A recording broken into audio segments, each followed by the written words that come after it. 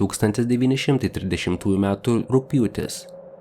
Norvegų mokslinis laivas atlikinėjo tyrimus nuošalioje Baltojoje saloje. Šią salą tyrinėjo mokslininkai, pamatė kažką tamsaus kyšančio į sniego pusnies. Priėję arčiau, jie pamatė drobinę valtį, ant kurios matėsi kabliukas su įspaudu, ant kurio buvo parašyta Andrėja poliarinė ekspedicija 1897 metai.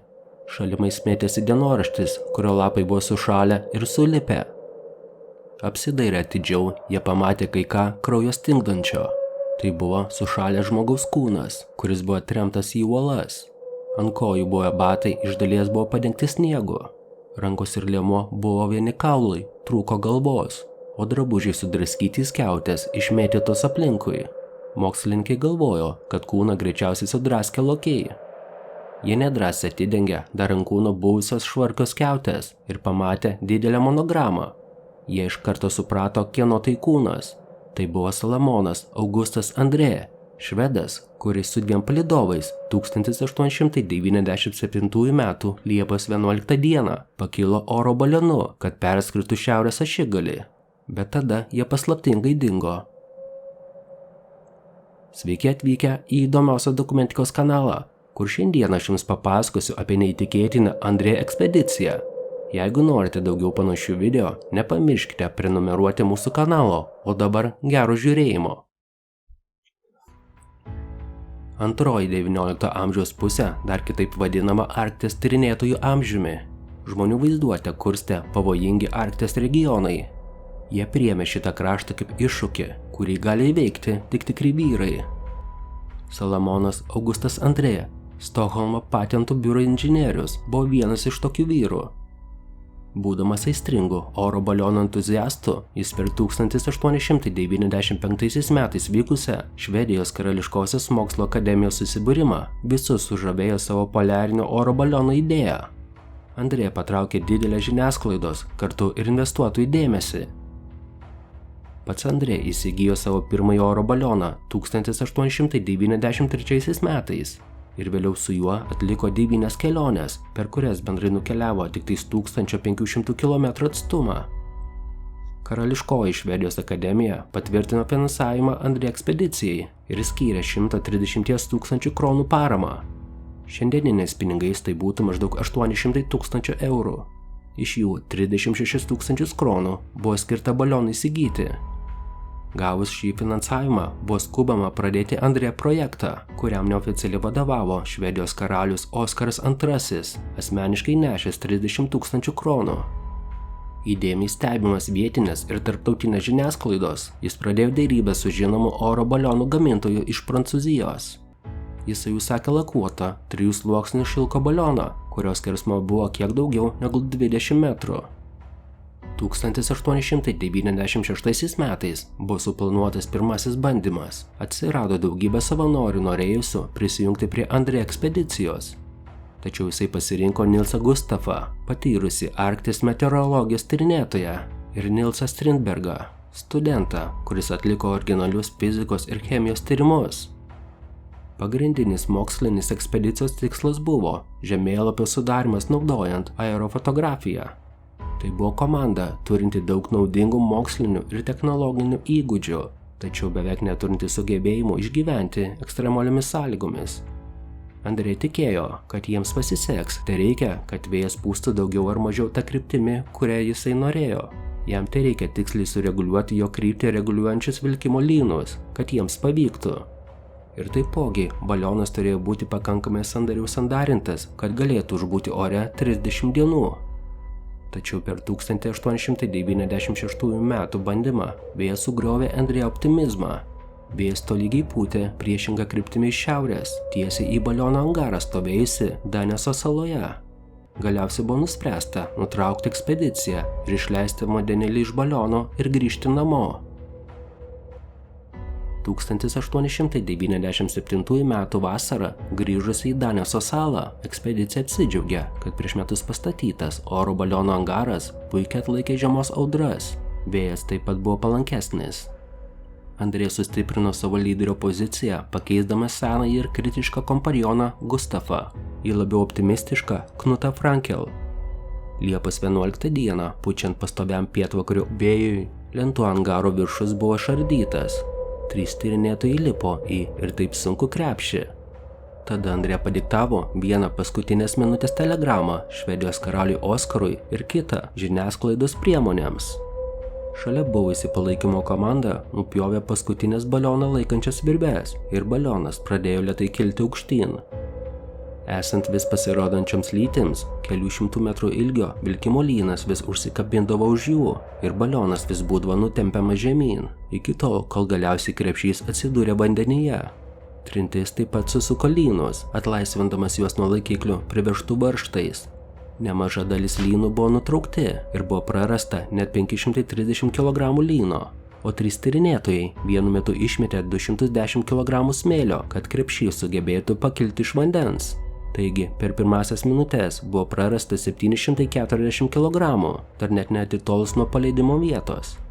Balionas iš tariamai valdomo orlaivio pavirto paprastu vandenilio balionu su keliomis virvėmis, kabančiomis ant jo. Balionas priklausė tik nuo vėjo malonės, jo įgula nebeturėjo galimybių nukreipti jį į kokį nors konkretų tikslą ir jie turėjo per mažai balasto stabilumui. Balionas pakilo iki 700 metrų aukščio, kur dėl mažo oro slėgio vandenilis dar greičiau pasišalindavo iš oro baliono. Šis balionas turėjo 2 ryšio su išoriniu pasauliu priemonės, tai plūdurus ir balandžius. Plūdurai tai buvo plieniniai cilindrai užkimšti kamščiu ir jie buvo skirti numesti iš baliono į vandenį arba ant ledo, kad juos surastų žmonės. Iš viso buvo surasti tik tai 2 cilindro pranešimai. Vieną Andrė išmetė Liepos 11 dieną, praėjus vos kelioms valandoms po pakilimo. Ir jame buvo parašyta: mūsų kelionė iki šiol klostosi gerai.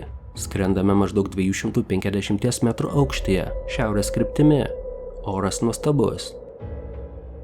Antrasis buvo numestas po valandos, kai jie buvo 600 metrų aukštyje. Andrė paleido mažiausiai 4 balandžius, tačiau tik vieną iš jų surado Norvegijos garlaivis. Jo pranešimas yra datuotas Liepos 13 diena ir nurodo kelionės kryptį.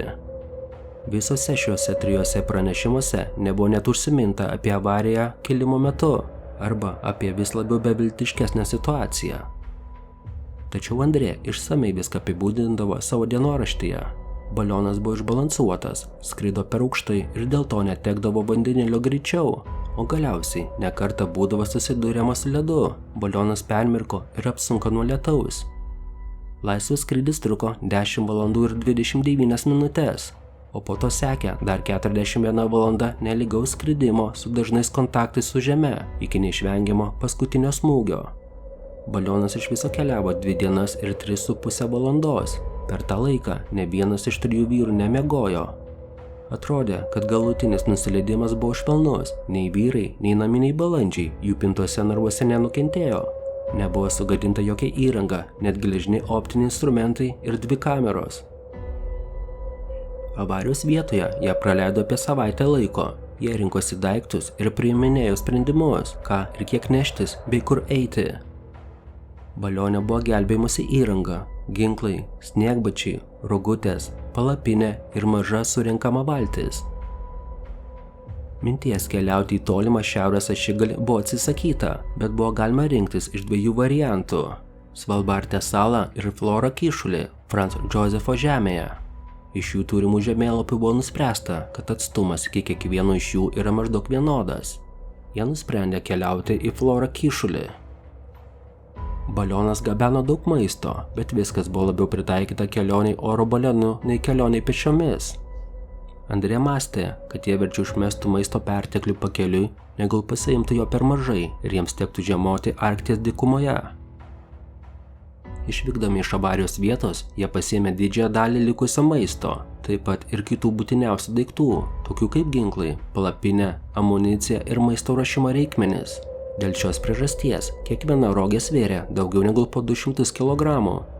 Tai nebuvo praktiška, nes svoris sulaužydavo jų roges ir nualindavo vyrus, tačiau jie sutvarkydavo roges ir judėdavo toliau. Bet galiausiai jie nusprendė palikti didelį kiekį maisto bei nebūtinos įrangos, todėl rogių apkrova sumažėjo iki 130 kg. Bet dabar jie privalėjo susimedžioti savo maisto. Visą žygį jie šaudė ir valgė ruonius, vėplius ir baltuosius lokius. Vykdami į pietryčius, jie netrukus pastebėjo, kad jų kova su ledu ir 4 metrų aukščio ledo sankaupomis vargu ar priartino jų tikslą. Ledas dreifavo priešingą kryptimi, nešdamas juos atgal. Rugpjūčio 4 dieną, po ilgų diskusijų, jie nusprendė nusitaikyti į Svalbarde salą, tikėdamisi po 6 ar 7 savaičių žygio su srovės pagalba pasiekti ten esantį sandėlį. Reljefas šia kryptimi dažniausiai buvo labai sunkus, kartais prireikdavo šliaužti 4, tačiau kartais pasirodydavo ir atviras vanduo, o jų maža valtis kuo puikiausiai jiems pasitarnaudavo. Iš pradžių jie žengė į priekį ir viskas sekėsi gerai, bet tada vėjas pasisuko ir vėl jie buvo stumiami atgal, toliau nuo salos. Vėjas artimiausiamis savaitėmis vyravo tarp pietvakarių ir šiaurės vakarų. Jie veltui bandė tai veikti, sukdami vis labiau į vakarus, bet darėsi aišku, kad sala jiems tampa nebepasiekiama. Rugsėjo 12 dieną tyrinėtojai susitaikė su idėja, kad turėjo žiemoti ant ledo ir sustojo ant milžiniškos lyties, leisdami ledui juos nešti ten, kur jisai nori. Jie paskubomis pastatė namus, sienos buvo pagamintos iš vandeniui sustiprinto sniego. Stebėdami jų dreifavimo greitį ir kryptį, Andrė tikėjosi, kad jie ir nudreifuos pakankamai toli į pietus, bet vis tiek galės pilnai prasimaitinti sumedžiotais gyvūnais. Tačiau spalio 2 dieną jų ledo lytis pradėjo lūžinėti tiesiai po jų ledo namu ir jie buvo priversti apsigyventi pačioje saloje. Pasiekti ją užtruko dar kelias dienas. Nepaisant šių sunkumų, Andrė savo dienoraštyje rašė: moralė išlieka stipri, su tokiais bendražygiais sugebame susitvarkyti su visais sunkumais. Spalio 5 dieną vyrai išsilaipino saloje, tačiau sekančią dieną juos užklupo sniego audra, kuri tęsiasi kelias dienas. Vėliau Andrė įrašė paskutinį savo įrašą į dienoraštį. Spalio 8 diena. Pagaliau galėsiu miegoti čia, tarytum lekiančioje žemėje, kaip uola, aplinkui kurią plaukia ledo lytis, kur mes nuolat girdime traškėjimą, trinimąsi ir ūžimą. Turėsime rinkti dreifuojančią medieną ir banginių kaulus, kada tik leis oras. Turėsime šiek tiek judėti. Po šio įrašo visi 3 vyrai netrukus mirė. Tai tokia neįtikėtina istorija. Ačiū, kad žiūrėjote ir iki susitikimo kitame įdomiausio dokumentikos video. Patinka įdomioji dokumentika ir norite daugiau kokybiško turinio, ne tik apie mūsų supantį pasaulį, bet ir apie Lietuvos istoriją? Prisidėkite prie turinio kokybės gerinimo, mus paremdami per Contribui platformą. Nuorodas rasite po kiekvieno video aprašymo. Taipogi galite prisidėti per YouTube ačiū funkciją, pasirinkdami paramos sumą. Jūsų palaikymas leistų mums tobulėti ir vystyti įvairiausių video projektus, tokius kaip Lietuvos miestų istorija. Pažinkime mūsų supantį pasaulį kartu su įdomiaja dokumentika.